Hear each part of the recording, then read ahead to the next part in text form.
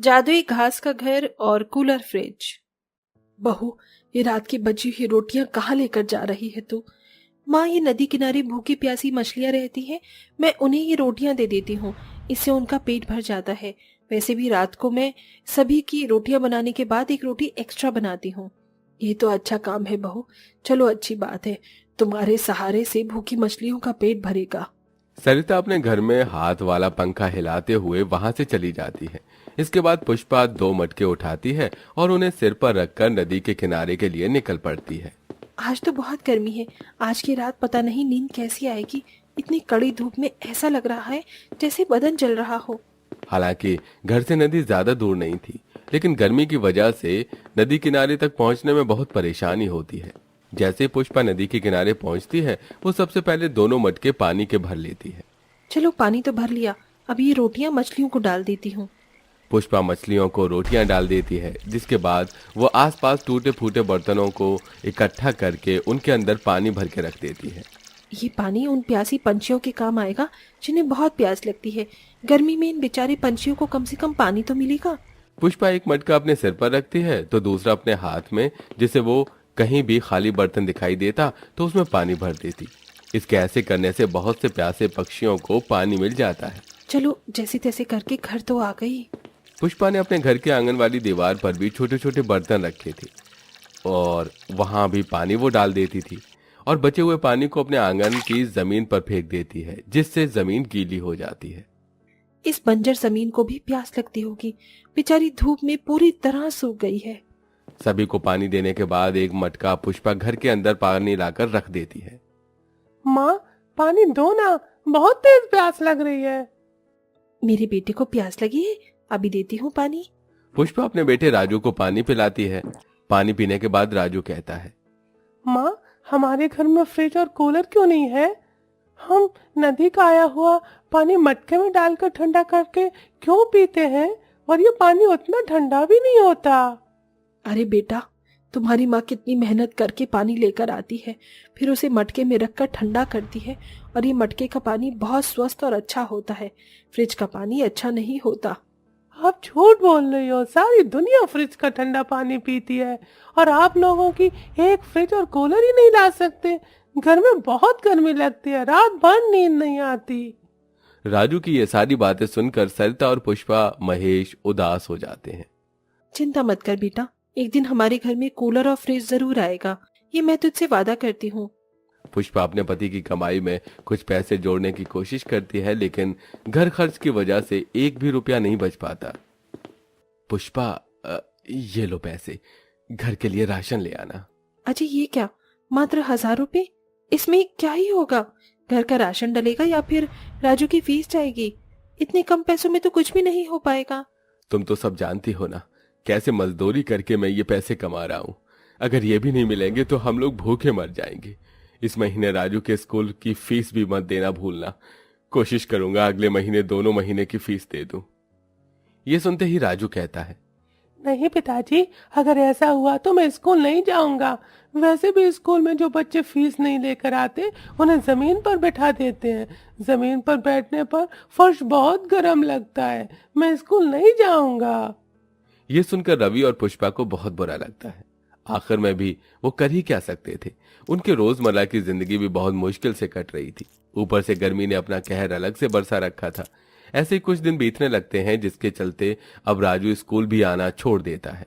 लेकिन इस बीच पुष्पा प्यार के पक्षियों के लिए पानी रखना, जब मछलियों को रोटियां देना नहीं भूलती। एक दिन जब वो आंगन की दीवार पर छोटे बर्तनों में पानी डालकर बचे हुए पानी को जमीन पर गिराकर घर के अंदर चली जाती है, तो वहां कुछ पक्षी आकर आपस में बातें करते हैं। ये औरत कितनी अच्छी है, हमारे लिए पानी रखती है। तुमने सही कहा, चलो आज हम उन्हें शुक्रिया अदा करके आते हैं। हाँ हाँ, तुमने बिल्कुल सही कहा, चलो शुक्रिया अदा करना तो बनता ही है। चिड़िया, कोयल, तोता तीनों को शुक्रिया अदा करने के लिए घर के अंदर उड़कर आते हैं, जहां वो घर में पुष्पा को अपनी सास के सामने रोते हुए देखते हैं। माँ जी, अब मैं क्या बताऊं, राजू की मैडम ने उसका नाम काटने के लिए कह दिया है, क्योंकि 2 महीने से उसकी फीस नहीं गई है और फिर राजू की अब गर्मी से तबीयत भी बहुत खराब हो गई है। घर में एक पैसे नहीं है, उसका इलाज कैसे होगा? क्या बताऊं बहू, मुझे तो कुछ समझ ही नहीं आता। ऐसा लगता है जैसे हमारे ऊपर दुखों का पहाड़ ही टूट पड़ा हो। सरिता और पुष्पा दोनों ही रो रहे होते हैं। उनका ये दुख देखकर चिड़िया, तोता, कोयल की आंखों में आंसू आ जाते हैं। वो वापस बाहर आंगन की दीवार पर आकर बैठ जाते हैं। इतने अच्छे लोगों के साथ इतना बुरा कैसे हो सकता है? हमें उनकी मदद करनी होगी। लेकिन हम इनकी मदद करें तो करें कैसे? चलो हम रानी मछली के पास चलते हैं। कोयल, चिड़िया, तोता तीनों रानी मछली के पास पहुंच जाते हैं, जहां रानी मछली उनकी बात को गंभीरता से सुनकर कहती है, हमारी नदी की मछलियों को जीवन दान देने वाली आज इतनी परेशानी से गुजर रही है, मैं उसकी मदद जरूर करूंगी। तभी रानी मछली के मुंह से एक रोशनी निकलती है। उस रोशनी के अंदर से कुछ बीज निकलकर नदी के किनारे निकल आते हैं। रानी मछली, ये क्या है? ये जादुई बीज है। ये उस औरत के आंगन में अपनी चोंच से बो देना, उसके बाद उसकी सारी परेशानियां दूर हो जाएंगी।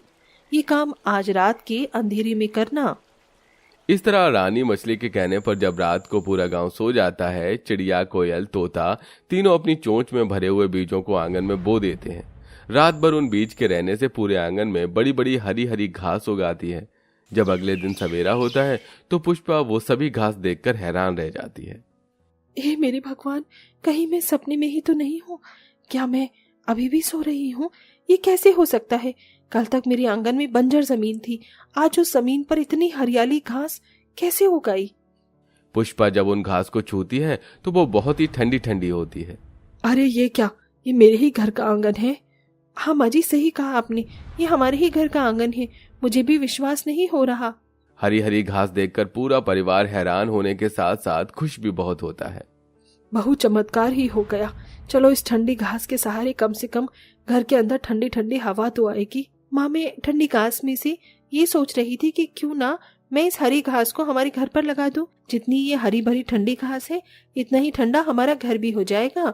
सुझाव बुरा नहीं है बहू, अच्छा है, इसमें मैं भी तुम्हारी मदद कर दूंगी। इस तरह दोनों सास बहू मिलकर पूरे घर में थोड़ी थोड़ी घास काट काट कर लगाना शुरू कर देते हैं। घास लगाते हुए पुष्पा अपने आप से कहती है, अरे ये घास तो मैं लगा देती हूँ, लेकिन इसमें तो कोई मजबूती ही नहीं होगी, ये कैसे टिक पाएगी? परेशान मत हो, तुम बस लगाती जाओ, इस तरह मजबूती से लगेगी, फिर कभी नहीं हटेगी। अचानक से आवाज सुनकर पुष्पा घबरा जाती है। डरो मत, मैं सिर्फ तुम्हारी मदद कर रही हूँ। तुम इतनी अच्छी हो, बेजुबान जानवरों की मदद करती हो, इसलिए ये जादुई घास तुम्हारे घर के आंगन में उगी है। इससे तुम जो भी बनाओगी वो मजबूत और हकीकत का हो जाएगा। आवाज सुनकर पुष्पा हैरान हो जाती है। क्या सच में ये घास जादुई है? हाँ, तुमने सही कहा, ये घास जादुई है। देखते जाओ अब तुम्हारा घर किस तरह मजबूत और पक्का, साथ में ठंडा हो जाएगा। जैसे जैसे पुष्पा और सरिता पूरे घर को घास का बना देती हैं, उसी की तरह वो मजबूत और बहुत ठंडा हो जाता है। वाह माँ, ये घास का घर तो बहुत प्यारा लग रहा है। काश कि हमारे पास एक कूलर और फ्रिज भी होता। अब जब हमारे पास जादुई घास है तो क्यों ना हम इसका इस्तेमाल करके फ्रिज और कूलर बनाएं? पुष्पा जादुई घास से फ्रिज और कूलर भी बनाती है। वो फ्रिज और कूलर हकीकत में बनकर तैयार हो जाता है। कूलर से ठंडी ठंडी हवा आ रही होती है, तो फ्रिज जैसे ही खुलता है उसके अंदर खाने पीने की बहुत सारी चीजें होती हैं। मुझे तो अपनी आंखों पर विश्वास ही नहीं होता, लेकिन आखिर हमारी ये मदद किसने की है? तभी सरिता के सामने तोता, कोयल, चिड़िया आती हैं। हम तीनों ने मिलकर तुम्हारी मदद की है। रोजाना तुम जो हमारे लिए पानी रखती हो, उसे हम अपनी प्यास बुझाते हैं। तुम हमारी कुछ ना होकर हमारे लिए इतना सोचती हो, तो क्या हम तुम्हारी इतनी सी मदद नहीं कर सकते? ये जादुई घास की मदद हमने नदी की रानी मछली, उनका भी इसमें पूरा पूरा योगदान है। सही कहा जाता है, भलाई करने वाले को एक न एक दिन अच्छाई की प्राप्ति जरूर होती है। तुम्हारी भलाई से आज देखो तुम्हें क्या मिला। सही कहा माँ जी, जादुई घास की मदद से अब हमारे पास घास का कूलर, फ्रिज और घास का घर भी बन गया है। तुम सभी का बहुत बहुत शुक्रिया। फिर कभी हमारी जरूरत पड़े तो हमें याद कर लेना। चलो साथियों, चलते हैं यहाँ से। इस तरह पुष्पा की सारी परेशानियां दूर हो जाती हैं और वो गर्मी में आराम से अपने पूरे परिवार के साथ खुशी खुशी रहने लगती है।